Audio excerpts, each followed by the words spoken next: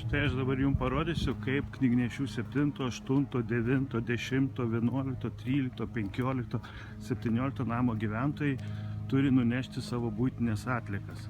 Yra vienintelis takelis, štai einam ir žiūrim. Ar mes čia galim praeiti?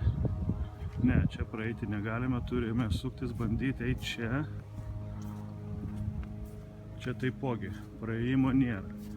Na, žiūrim, kaip dabar eisime.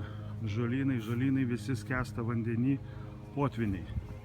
Bandom eiti kraštais, tarp automobilių, šokdami per balas. Na ir kaip nors gal pasieksime mūsų buitinių atliekų konteinerius. Štai ir jie. Gerai, mes čia galime buitinės atliekas palikti. Na ir bandykim išeiti kaip nors pagrindiniu keliu link miesto, nes čia vaikšto gyventojai į miestą iš darbininkų kvartalo. O čia yra vedžiojami rajono šuneliai.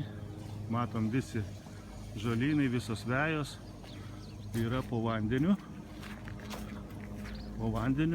Aišku, mūsų politikams, merų, administracijos direktoriams, tarybos nariam yra gerai, nors aš jau esu ar 4 kartus teikęs sprendimo projektą, kad čia reikia sutvarkyti. Na ir va, pagrindinis kelias, kaip jį praeiti. Jokių šansų, nei per veją, tada žmogus turi grįžti atgal ir iš visų pusių vos ne saloje atsidūrime. Tai kiek dar reikės teikti kartų šitą sprendimo projektą, kad pagaliau suprasite, ar patys atvažiuokit, pažiūrėkit, kad reikia čia pagaliau sutvarkyti šitą rajoną, miesto centre.